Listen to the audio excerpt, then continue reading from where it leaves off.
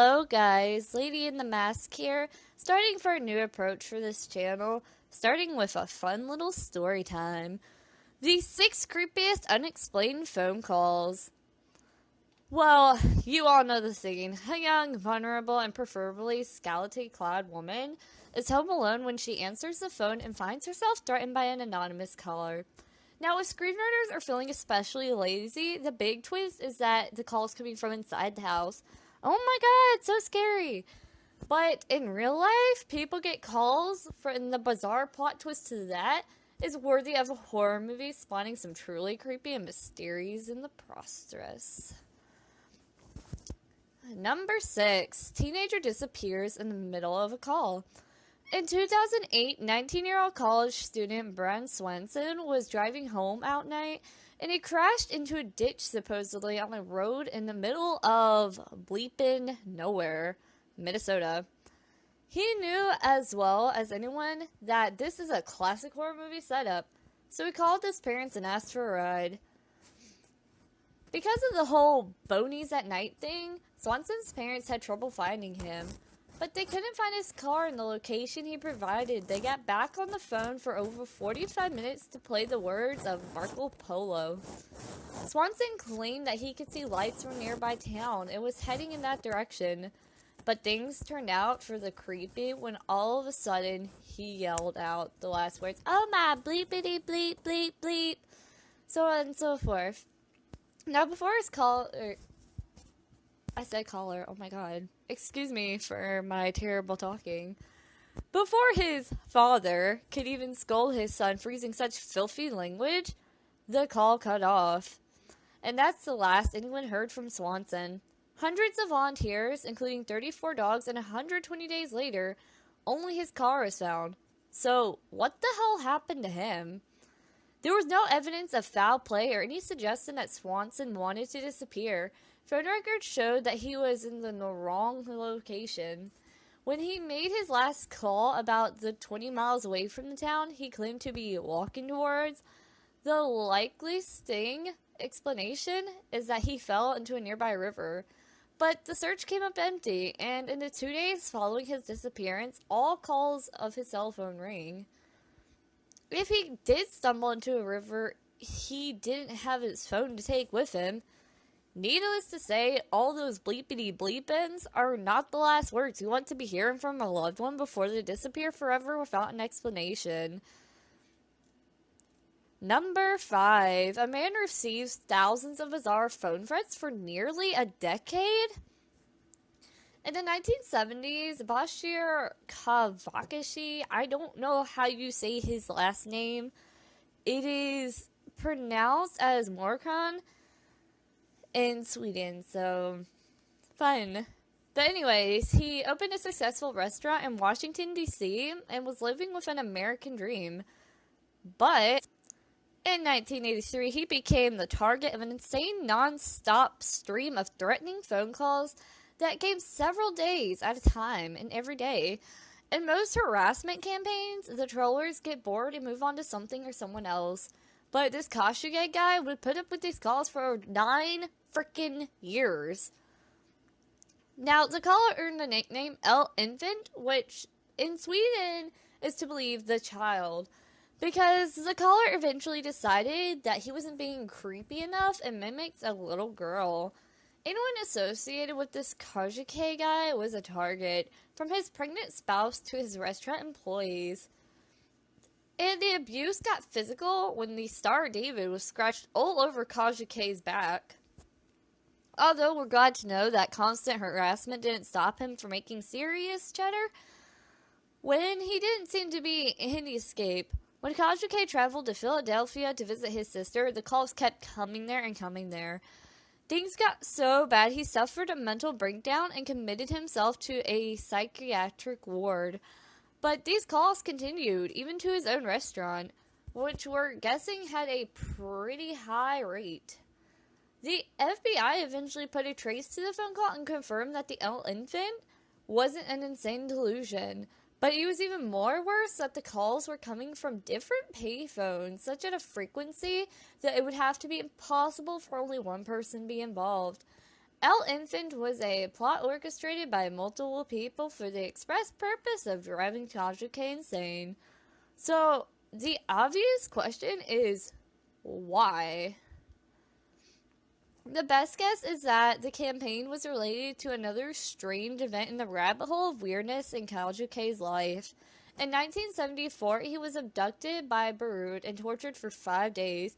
He supposedly managed to escape by attempting suicide, prompting his apparently bipolar kidnappers to take him to a hospital for treatment, where he got help and escaped. Kajuke speculates that his captors were a rogue faction of the Postline Liberation Organization, who mistook him for a CIA agent.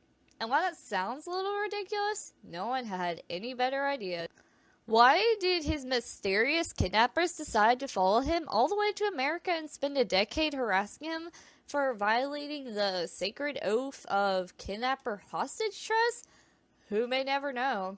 Because all the calls finally started dying down in the mid-90s, and the FBI basically struggled and said, vintage ghost, before their investigation closed. Maybe El Infant just can't find a payphone anymore. Number 4. The Zodiac Killer must have called in sick for one of his victims. It all started in 1970. 25-year-old Donna Lass worked as a nurse at the first aid station of Casino in South Lake Tahoe, California, where her deputies presumably included treating gamblers who had their smiles flashed on like Robert De Niro. One day, Lass, boss and landlord, both received calls from an unidentified man who claimed she was dealing with an illness and the family would not be out in town for a while. Lass's boss became suspicious and contacted Lass's mother, who confirmed that the story was bullcrap. Lass's car was found parked outside her apartment, but there was no trace of her anywhere. The last sign of her was an entry she had made in her login book when she ended her last shift. The entry looked unfinished, as if somebody had interrupted her. Now, who would have thought that this girl would have gone through so much? But it didn't just stop there.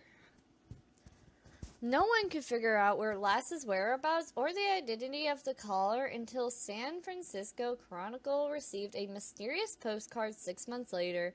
It was addressed to the reporter Paul Avery. If the name sounds familiar, it might be because a drunken Robert Downey Jr. played him in David Fincher movie about this guy. The postcards were the latest in a long time, and a cryptic message from the Zodiac Killer, one of the most infamous unidentified killers of all time. The killer made no direct references to Lass, but hinted that he had murdered and buried his 12th victim in Lake Tahoe. Since Lass's body hadn't been found, it wasn't hard for investigators to make a connection. The postcard provided a lot of tantalizing clues about Lass's possible location, but a search of the area turned up a whole lot of nothing. To further complicate the matters, the Zodiac was known for screwing with authorities. He came to know and kill dozens of people, but officially, he has only 5 murders and 2 more attempts at his resume. Furthermore, Lass doesn't fit Zodiac's profile, since he was known for hiding bodies. But that leaves a huge mystery about a vanished nurse and an unidentified man who wanted to hide her disappearance. Is it possible for some psycho just got very, very lucky? If you want to get away with murder, having a famous serial killer take credit for your crime sure helps. Number 3. Anonymous caller gets man wrongly convicted of a murder. In 1931, there lived a man named William Wallace who was the polar opposite of the man from Braveheart. Instead of giving inspirational speeches to lead some Scotsmen into battle, this Wallace worked as a London insurance agent and spent his free time doing chess pieces in the battle. One night, Wallace showed up for chess club meeting and found a telephone message waiting. The message was from an R.M. Qualtrough, which could be more of a fake name from Idclodium. This Qualtrough, in quotations, wanted to meet at 7:30 the following night so he could purchase a policy. But since the phone message left at cafes were so important in the 1930s, equivalent of Craigslist, Wallace hoped on a streetcar on the next night and traveled across town. He discovered that the address that this Qualtrough had provided didn't exist, so he just headed back home, probably convinced that the victim was pretty dumb pranked by the 1930s equivalent of 4chan. But when he got home, he found his wife's body. Julia Wallace had been eaten to death in the mysterious RM. Qualtrough was the obvious suspect, and after the investigation, police revealed they determined Qualtrough's true identity. It was William Wallace? Jinx. Authorities argued that Wallace had left the message to Fracibulate an Abile, or also known as his murder wife, hopped onto a streetcar, just messed around for an hour, then went home to discover his wife's body. Wallace was put onto trial, found guilty, and sentenced to hang. Mystery solved, right? Well, in order for Wallace to hang and committed the crime, he'd also have to be the Flash. For starters, the employee who took the call from Qualtrough was pretty certain it wasn't Wallace's voice. There were blood mobiles worth of blood at the murder scene, but not a single trace was found on Wallace. A delivery boy also spoke of the victim about 4 minutes before her husband's streetcar left.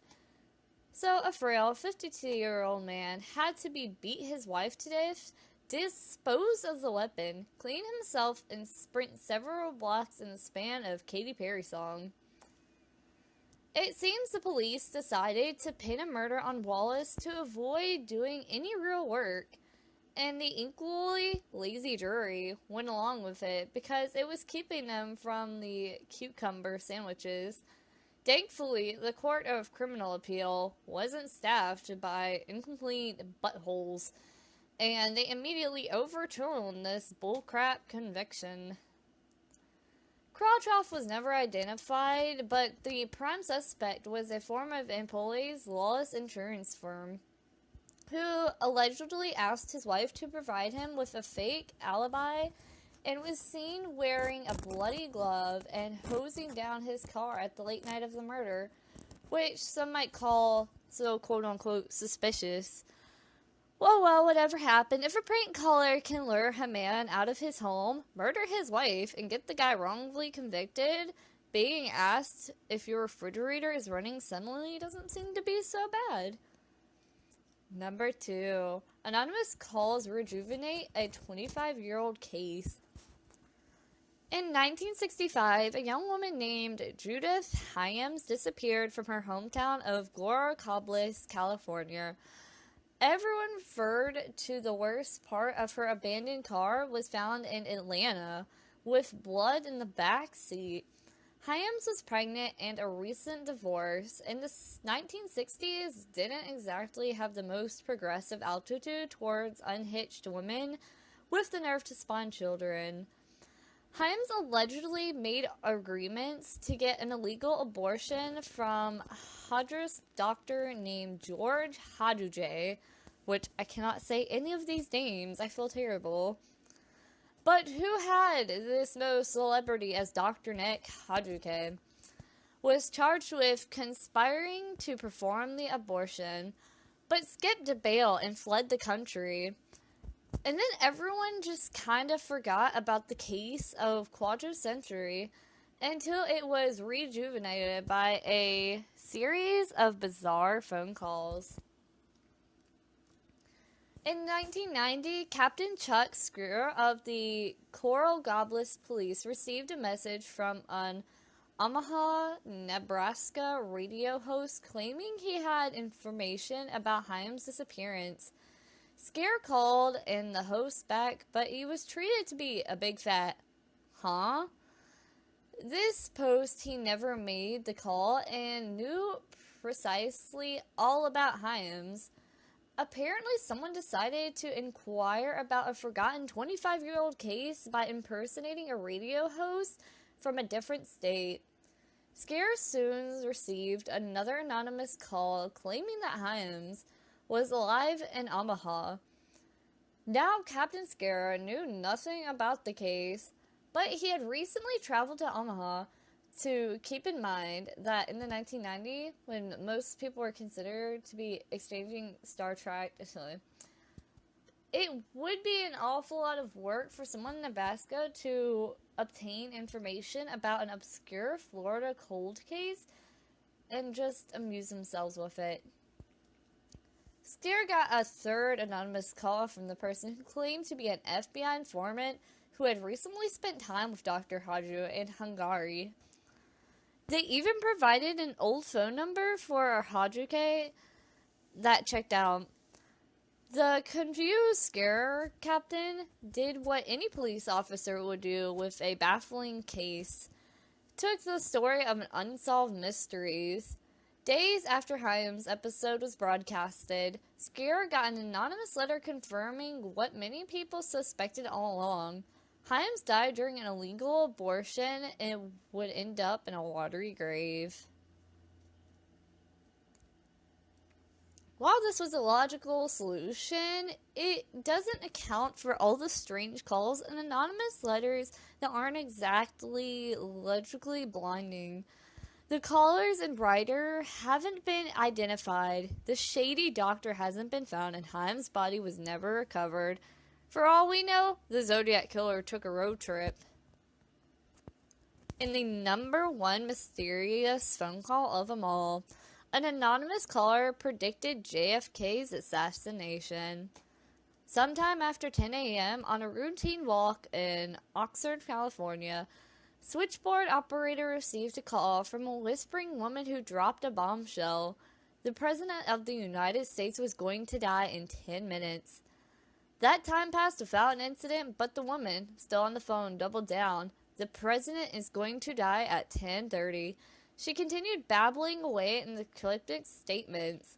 Like the Supreme Court, there's going to be a fire in all the windows, and the government takes over everything. Lock, stock, and barrel, before the call finally disconnected at 10:25. Naturally, the call was written off to the ramblings of a crazy person. As anyone with an internet connection knows, the president gets nonsensically death threats multiple times a day, and the president wasn't even in the state of California, so there wasn't much of an alarm. The operator probably had a nervous laugh and would have shared the story on Not Always Right had it existed at the time, but it didn't, because all this call was on November 22nd, 1963. As you hopefully know, something historic happened that day at the exact same time. While the call was taking place, President Kennedy was traveling in a motorcycle towards Dallas Dealey Plaza, where Lee Harvey Oswald would express his disapproval of the administration with extreme prejudice. The exact time of Kennedy's death? Well, in California, it was 10:30. The woman's prediction was right on the money. Now, let's get to the spooky part. Kennedy was scheduled to arrive in the plaza before 10:30, but the motorcade ran late. Before the president kept stomping to shake hands on onlookers and presumably hit on a woman. Halfway through the call, the operator they heard the woman put the phone down and dial another number. And when they asked if she needed help, she responded, "No, I'm using the phone." It was after this that she bumped the time of the president's death from 10:10 to 10:30. Did she somehow know that Kennedy was behind schedule? Conspiracy theorists speculate that the anonymous caller was actress Karen Kepnick, who was found dead in her West Hollywood home 6 days after his assassination. Kupicent allegedly had advanced knowledge of Kennedy's murder because her father was friends with Jack Ruby. The guy was shot Oswald while he was in custody. ostensibly to silence him, the conspiracy goes. It's a tenuous connection, but Coombs' suspicious death is a bizarre, unsolved mystery to its own, right? Unfortunately, the origins of the call were never determined.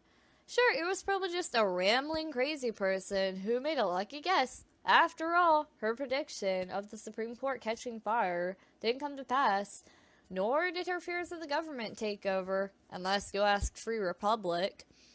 But at the very least, it's a prime example of what anonymous tip, no matter how lonely, should at least be considered sometimes the craziest are right.